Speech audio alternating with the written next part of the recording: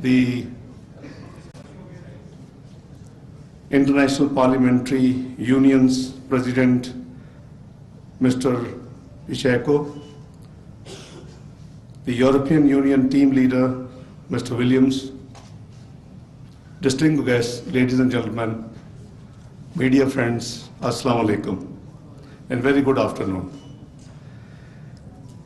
I would like to pay my gratitude to the International Parliamentarians Congress to have taken this very important initiative on engaging the first such conference for parliamentarians on road safety in Pakistan.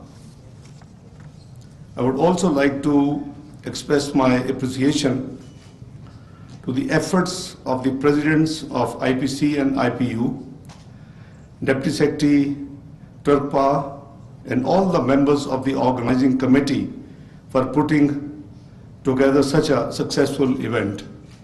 I'll be failing in my duty if I don't mention Senator Sitara, whose contribution for managing all this has been tremendous. Your tireless efforts, I think you should give a big hand to Senator Sidra. Your tireless efforts have created a platform for parliamentarians from around the world to come together and discuss this critical issue of road safety. I also want to extend my gratitude to the delegation of the European Union to Pakistan for their contribution in this two-way conference. 500,750 kilometers, which includes expressways, highways, local roads, metro roads, motorways, and primary and secondary roads.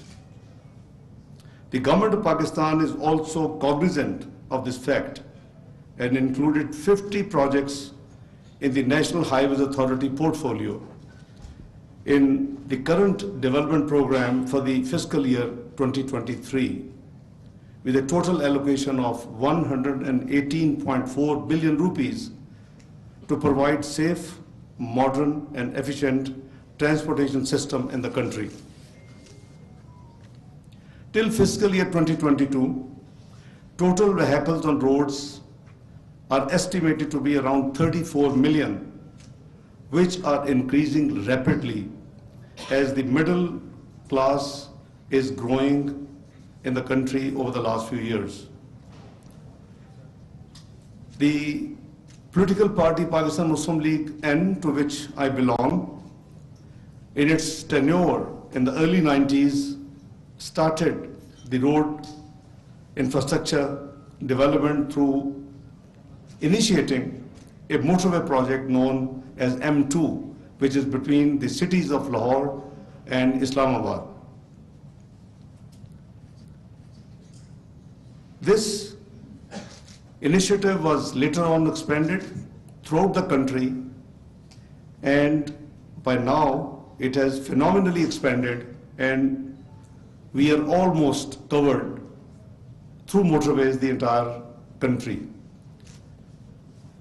And recently, in the last decade, this initiative has been extended to China-Pakistan Economic Corridor, CPEC. This infrastructure development, as I explained to you, now forms lifeline of Pakistan's road infrastructure. It has enhanced the quality and length of roads considering future needs of the country and providing much needed road travel, comforting to significantly road safety.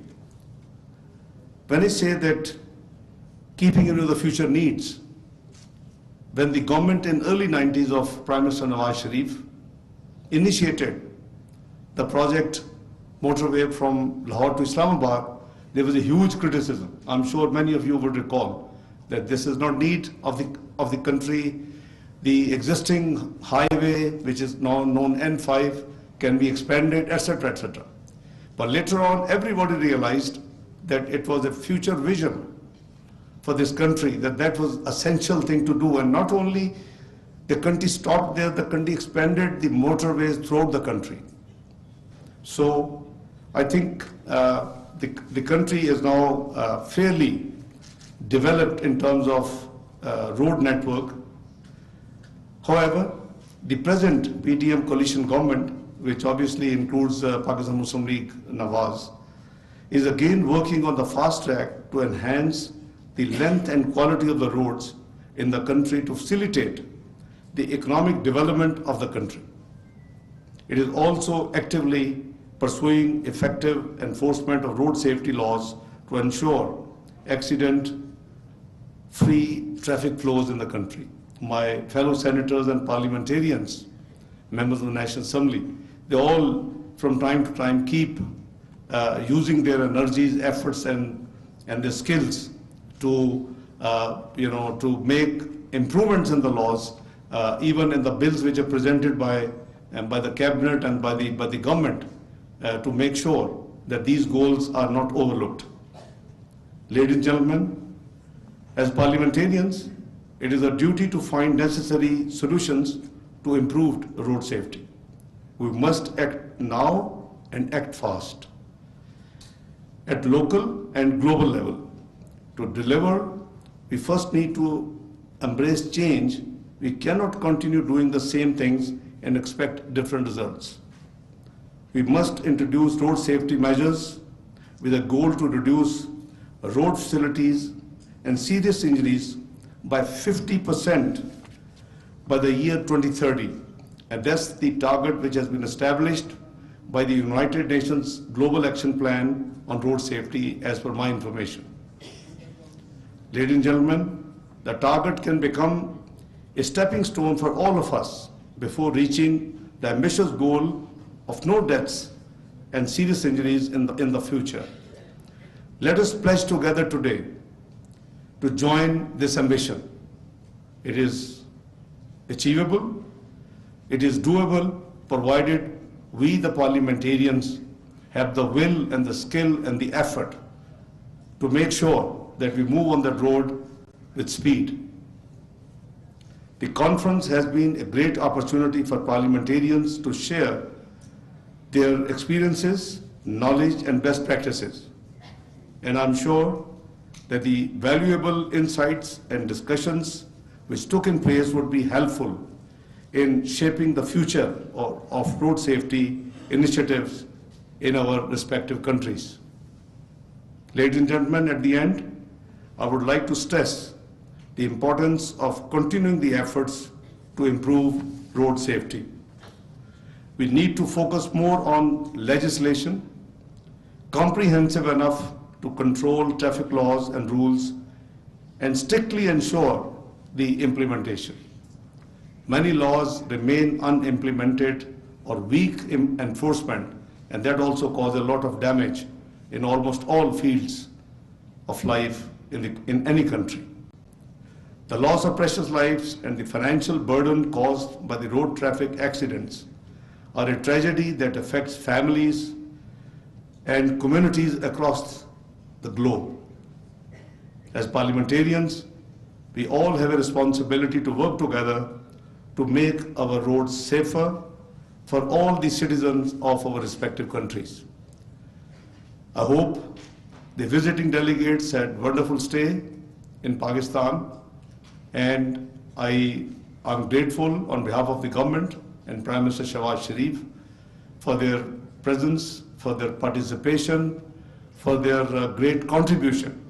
Frankly speaking, when I was invited by Chairman Senate and the organizer of this event, Senator Sitara, I was amazed. I said, are they sure? Are they probably calling the Transport Minister or the Communication Minister office or Finance Minister's office? But I readily accepted their invitation because this is of great importance, perhaps as important as finance in any country, because it means the lives of people and their safety. So I'm grateful, and I compliment once again the organizers of this event. It has been a wonderful event. I'm most grateful to honorable delegates IPU, IPC, and all delegates who have been kind enough to visit Pakistan and be part of this great exercise. God bless you all, and I wish all of you to have a very safe and pleasant flights back to your homelands. God bless you. Thank you. Pakistan Zindabad. बाद में वफाकी वज़ीर ख़जाना इशाक़ डार तकरीब से खिताब कर रहे थे। उन्होंने कहा रोड सेफ्टी कॉन्फ्रेंस से जामे एक्शन प्लान बनाने में मदद मिलेगी। सड़कों पर ट्रैफिक का दबाव रोज़ाना की बुनियाद पर बढ़ रहा है। हुकूमत सड़कों के 50 से ज़ायद मनसूबों पर काम कर रही है। उन्होंने बताया कि मुस्लिम लीग नून ने अपने दौरे इक़्तिदार में सड़कों का जाल बिछाया। हादसात में कमी के लिए सबको मिलकर काम करना है। हादसात पर काबू पाने के लिए क़वानीन पर अमल दरामद कराया जा रहा है।